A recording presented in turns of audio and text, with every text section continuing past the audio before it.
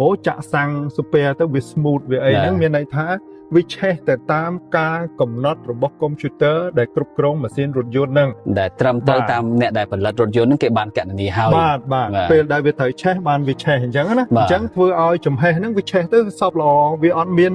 error វាអត់ចេញផេះអត់ចេញខ្ជូងអត់ចេញចំហាយសំណល់ច្រើនអញ្ចឹងគេថាប្រើ super ល្អហ្នឹងវាល្អអញ្ចឹងមែនថ្ងៃនេះយើងនឹងលើកយកប្រធានបទតាក់ទងនឹងសាំងហើយនឹងប្រេងជាមួយមួយចំនួនដែលយើងលោកមកទៅចែកគ្នាដូចបងដឹងហើយថានៅលើពិភពលោកនេះយើងឃើញមានលេខសម្គាល់ដូចជាមាន91 92 93 95 97 98ដើម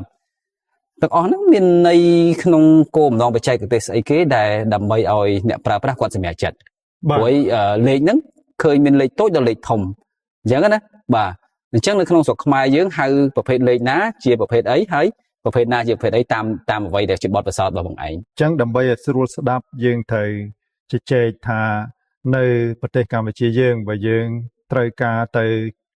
ចាក់ប្រេងឥន្ធនៈបាទយើងប្រកាសជានឹងនឹកឃើញទៅផលិតផល3ប្រភេទ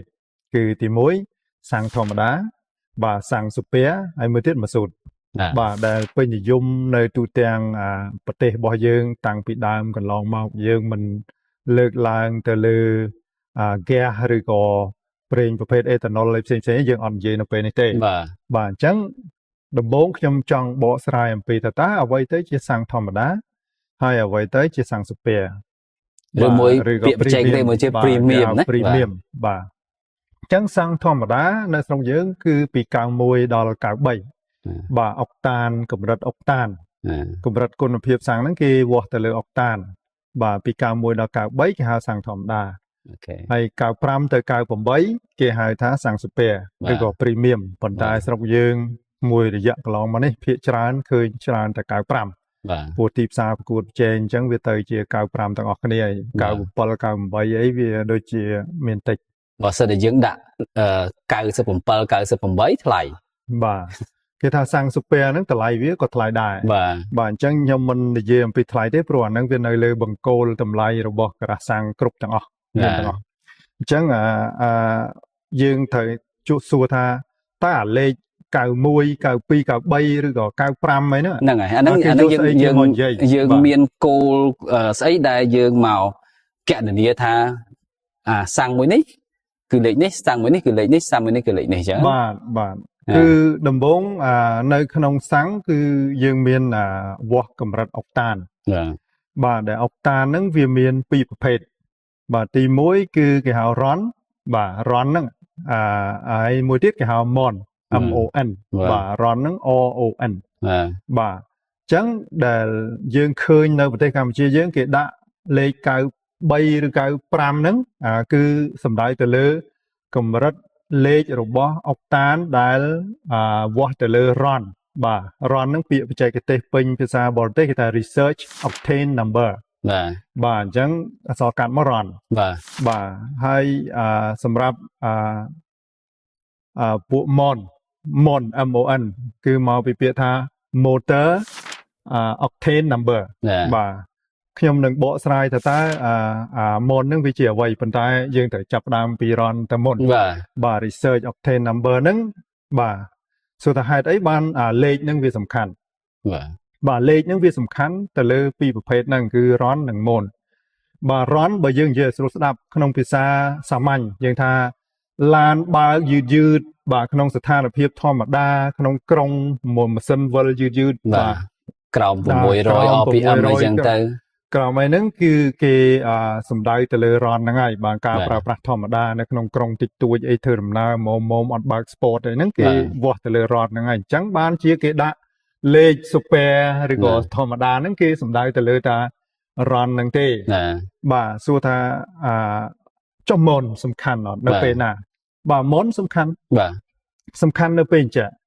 ពេលដែលយើងត្រូវការបើកខ្លាំងបានន័យថាម៉ាស៊ីនជន់យករោខ្លាំងបើកឡើងចំណោទវ៉ាអីអញ្ចឹងពេលដែលយើងយកបាទអូសដងធ្វើអីធ្ងន់ heavy duty គឺត្រូវមានលេខ motor octane number ហ្នឹងឲ្យខ្ពស់បាទដើម្បីអីឲ្យវា ស៊ូទៅនឹងការឆេះប្រទេសដាស់បាទន័យថាអានេះបើយើងនិយាយទៅលេខទាំងពីរហ្នឹងគឺសំដៅទៅលើការឆេះនៃប្រេងឥន្ធនៈហ្នឹងនៅក្នុងម៉ាស៊ីនហ្នឹងគឺឆេះមុនកាលកំណត់យើងសួរថាមុនកាលកំណត់របៀបម៉េចបាទយើងនឹងលើកឡើងម៉ាស៊ីនពីរប្រភេទដែលយើងមានគឺម៉ាស៊ីនចំហេះក្នុងហ្នឹងបាទមានម៉ាស៊ីនសាំងនិងម៉ាស៊ីនផ្សុទ្ធតែពេលនេះយើងនឹងបកស្រាយម៉ាស៊ីនសាំងមុនណាម៉ាស៊ីនសាំងសិនណាបាទម៉ាស៊ីនសាំងគឺអស់លោកស្រីជ្រាបហើយម៉ាស៊ីនសាំងគឺមានប៊ូស៊ីបាទដែលយើងហៅថា spark plug ហ្នឹងបាទភាសាបច្ចេកទេសហ្នឹង spark plug ប៊ូស៊ីហ្នឹងគឺគេប្រើធ្វើអីដើម្បីបញ្ចេញផ្កាភ្លើងហើយឲ្យសាំងហ្នឹងឆេះនៅពេលកំណត់ណាមួយដែលកុំព្យូទ័ររបស់រថយន្តហ្នឹងគាត់ត្រូវការថាហ្នឹងដល់ពេលវាឆេះបាទអញ្ចឹងពេលដែលយើងមានរនហ្នឹងឬក៏ម៉ូនហ្នឹងវាខ្ពស់បានន័យថាប្រេងឥន្ធនៈធម្មតាពេលដែលម៉ាស៊ីនវាឆេះវាបញ្ចេញវាបាញ់ប្រេងឥន្ធនៈចូលទៅបាទបាញ់ប្រេងឥន្ធនៈចូលទៅបឺតខ្យល់មកដែរហើយអញ្ចឹងពេលដែលពីស្តុងងើបឡើងមកកុំប្រេសបាទអញ្ចឹង pressure វាឡើងខ្ពស់បាទអញ្ចឹង pressure ឡើងខ្ពស់ហ្នឹងប្រេងខ្លះប្រេងគុណភាពដែលមានរនទាបហ្នឹងគឺវាឆាប់ផ្ទុះមុនបានន័យថាវាផ្ទុះមុនផ្កាភ្លើងមានថាវាអត់ចាំបាច់ប៊ូស៊ីហ្នឹងឲ្យផ្កាភ្លើងទេបាទវាឆេះដោយអត្តនោម័តបាទវាឆេះដោយខ្លួនវាបានន័យថាមានសម្ពាធទៅស្រាប់ឆេះថាមិនទាន់ដល់ពេលឆេះផងបាទស្រាប់តែឆេះមុនដល់ពេលដែលឆេះមុនកាលកំណត់ហ្នឹងហើយបានន័យវាខុសតង់បើយើងនិយាយស្រួលទៅឆេះខុសតង់បាទពេលឆេះខុសតង់តិចតួចក្តីស្អីក៏ដោយសូម្បីតែយើងជួនកាលយើងអ្នកបើកនេះយើងអត់ដឹងទេប៉ុន្តែម៉ាស៊ីនវាដឹងបាទកុំព្យូទ័រដែល control ម៉ាស៊ីនដឹងថាវាឆេះមុនប្រហែលមីលីសង្កុងអីអញ្ចឹងក៏មានដែរអញ្ចឹងយើងអត់ដឹងទេអញ្ចឹងការដែលឆេះហ្នឹងអញ្ចឹងបានយើងថាអូចាក់សាំង super ទៅវា smooth វាអីហ្នឹងមានន័យថាវាឆេះទៅតាមការកំណត់របស់កុំព្យូទ័រដែលគ្រប់គ្រងម៉ាស៊ីនរថយន្តហ្នឹងដែលត្រឹមទៅតាមអ្នកដែលផលិតរថយន្តហ្នឹងគេបានកណនាហើយបាទពេលដែលវាត្រូវឆេះបានវាឆេះអញ្ចឹងណាអញ្ចឹងធ្វើឲ្យចំហេះហ្នឹងវាឆេះទៅសពល្អវាអត់មាន